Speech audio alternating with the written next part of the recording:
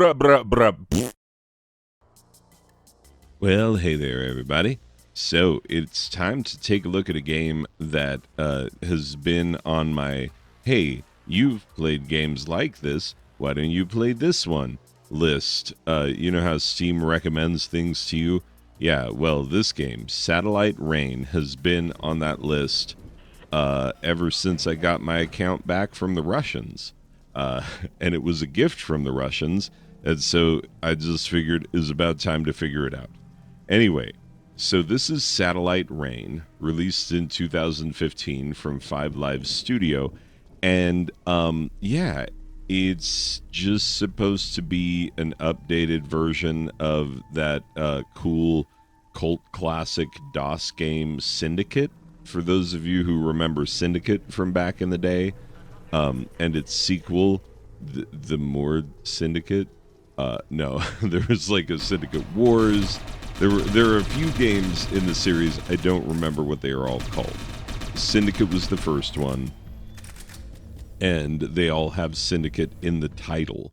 And so, yeah, this was supposed to be an updated version of that, and it is. It most definitely is. But why is it like so good though? Like, why why does it get a million tiny details exactly right? Because this is a rich, vibrant cyberpunk world, and it is all encompassing and enveloping. Like, they did everything. There are little news reports that actually feel realistic. You know, I've seen news reports in games before. This feels like it's coming to us from a future which could develop over the next 2 to 3 years. Like, this could be us 2 to 3 years from now.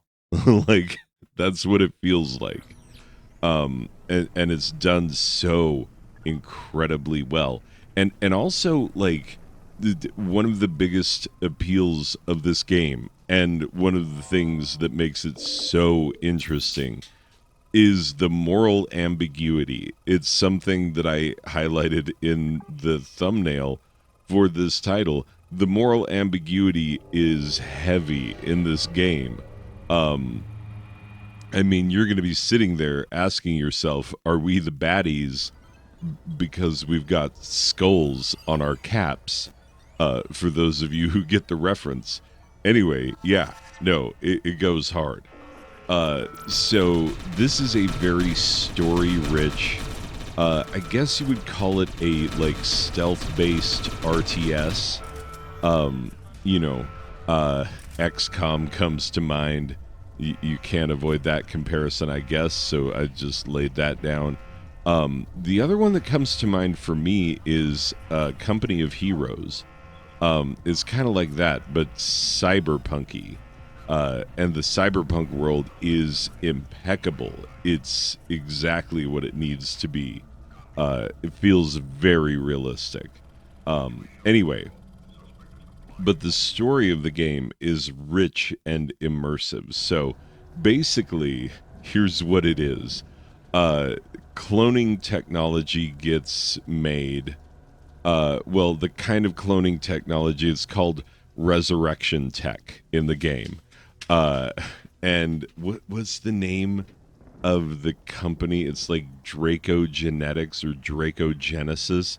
It's a super good, like, evil sounding corporation that you're up against. And they're, you know, privately hired goons who protect the company, who are like this increasingly militaristic police force. But, you know, they're the police and they feel like, you know, that they're just doing their job. And then along you come and you're part of this resistance. And yeah, are you the good guys? Because some of the things that you have to do are morally questionable at best. We'll get into that in a second. So, like, basically, uh, resurrection tech gets made. But of course, you know, when this happens for us, and who knows when, but this is definitely something that someone is working on right now. basically what it allows people to do is to put their consciousness into a different body. And so who starts using this? The very wealthy. And it becomes this class divide because now all of a sudden the billionaire class can live forever and everyone else is suffering. You know, I wonder if you can understand what it feels like to have an oppressive billionaire class living high on the hog while all the people down below are freaking suffering. I don't know if you can understand that or what it would be like to have an increasingly militaristic police force, which feels like it's only doing its job, but is actually like keeping the boot on the necks of the lower classes for the benefit of the richy rich types. Yeah. So when I say it feels like a world that is right around the corner from us, I am not kidding. Like, it feels so real. It's like, if we have a couple elections break the wrong way, this could be us. Like, it really feels that way. And maybe it's just, my feelings about everything that's going on this year. Yeah, things have been crazy. And maybe playing a in the not too distant future cyberpunk game is maybe not the best way to calm those fears for me. But whatever. The game is really really impressive. So let's talk about that part rather than focusing on our own impending doom. Because what are video games if not a way to keep us from thinking about the doom that is impending and the impendingness of that doom, the inevitability of the doom, doomy doom. Okay, that's it. Anyway, so um as you can tell, you've been watching the gameplay the whole time I've been talking. And so you can see kind of what it is that is going on. A lot of point and clickiness to get your guys around, a lot of taking cover when cover is needed. Yeah, here's generally how it works because it's really interesting and fantastic. So you're moving your guys, and when you are in a mode, there's a little exclamation mark that goes up when you're doing stuff that you shouldn't be doing in the eyes of the guards, the bad guys who are definitely not you because you're definitely the good guys. So when you're doing stuff that the guards won't like, the exclamation mark goes up, and it'll go up for things like having your weapons drawn. Like you gotta hide the fact that you even have weapons, which is why you got cool trench coats with neon highlights and neon piping on the ends. Anyway, yeah, of course you do. Very Matrix feeling in that way. And so, yeah, like you move your guys around. Taking cover is very important. You can use the skills of your various different dudes to hack different things to get you into places that you otherwise wouldn't be able to get into. But once you're in there, the private police force that is keeping you out of places like that, they're going to start shooting. And yeah, you're going to see in the footage, I don't know what is going to make it into the footage and what is not. I'm just going to chop it up, and let it fall where it may because I got entirely too much footage because I was enjoying playing the game because it's a whole world unto itself, and why wouldn't I? So, yeah, you're going to see what you're going to see. I have no idea what that'll be. But like when that exclamation mark is up, you got to be stealthy. You got to watch for cameras, you got to watch for guards, and the second that you are spotted, it is trouble.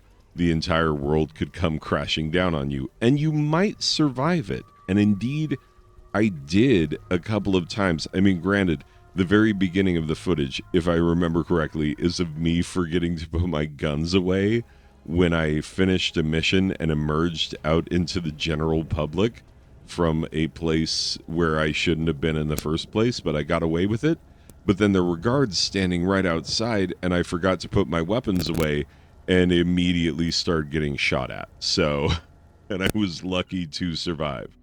Um, but here's where things get morally ambiguous is that so in order for you to continue to survive, you have hijacked the resurrection tech so you can clone yourself.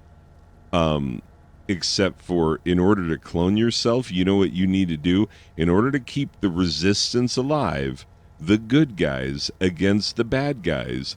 These good guys have to kidnap innocent people, hijack their brains, send them zombie like back to HQ, so that their clone bodies can be used if your characters die. It is, you don't have a choice in the matter. It is vital that you keep kidnapping innocent people and sending their bodies back like zombies so that you can take over their entire body and potentially use it to die in a stupid mission that you botch because you're not good at stealth. Yeah, yeah. So, are you the good guys? Oh, you're going to have feelings about that. And it only gets more complicated as the game rolls along.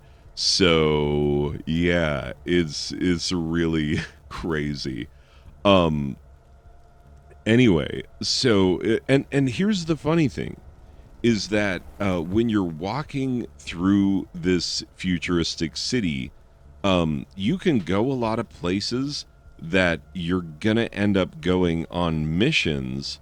Just when you're going on missions, because you're gonna have to be doing stuff that you're not supposed to do. You know, the exclamation mark comes out when you're in that place on a mission, but you will walk through the exact same place when you're not on a mission, and it's like fine, and you'll pass right by the cops and they'll be like, yeah, we don't care about you, you're not doing anything illegal right now. And so like, and there's a lot more than just the like, because you're not going to see me engage the enemy a ton in this footage, even though like I'm out on missions, I'm doing things that are helping the rebellion. But like, yeah, it's complicated. It's complicated in the storyline. It's not hard to understand as a player in the first person. It's one of those games, you know, the ones where like you watch a friend play it and you're like, I'm not entirely sure what is happening right now or why I should care. But then when you play it yourself, you're like, oh my god, this is so cool. It's one of those. And I'm telling you, everything about this game is incredible. The world feels amazingly real. I love the whole like neon tinged cyberpunk clothes, the seedy downtown district that feels like it could be an actual place. There's only one gripe that I have about the entire game, and this is it. And then I'll put a final score on it. It's that the camera controls are kind of jank. Um, yeah, there are times where like you might get footage of me going into the settings and looking up what the like camera pan controls are supposed to be because I'm having a hard time getting the camera around to the right angle so that I can see what the frick my guys are doing. Um, yeah, I tried it with the joystick. It's borderline impossible. So you kind of have to go keyboard and mouse. But like, yeah, it's not so bad that you can't see what you're doing. It's just you'll feel like, oh, isn't there a slightly better angle? And like, it's going to be harder than it needs to get that slightly better angle. That is my only gripe. Everything else about this game is 100% quality. It goes so much harder and so much deeper than just a like, oh, they remade Syndicate. Yeah, nah. Like it's so much more than that. It it goes hard. This game goes so hard. Like, just trust. The story is crazy. The world is all enveloping. Like, fantastic. So I'm giving this one two awards. Number one, this is my new favorite gift from Russia. I don't remember what my old favorite gift from Russia is because I never gave that as an award before. But let's start tracking it. This is, of all the things that I've gotten from Russia, this one is my favorite. And final score wise, I'm giving it a 9.5 out of a possible 10 brown coats uh, because reasons. And for those who know, like, you'll be like, oh, yeah. So if you're one of those, congrats to you. Anyway, that's going to do it for this one. Thank you for being here. I will see you in the next one. Okay. Bye.